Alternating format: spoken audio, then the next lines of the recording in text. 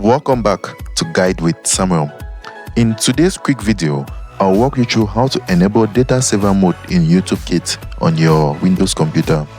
If you are looking to reduce data usage while streaming, these settings will definitely help. Let's get into it.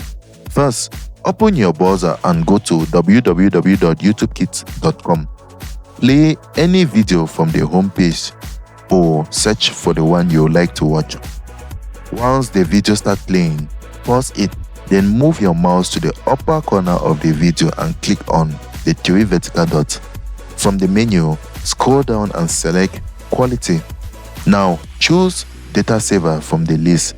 This will set the video to play on a lower resolution, helping you save on data. That's it.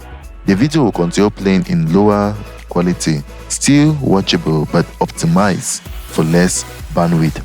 Remember, you can always go back and switch to auto in bracket recommended if you prefer better video clarity later.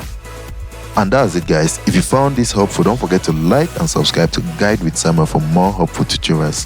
Thanks for watching.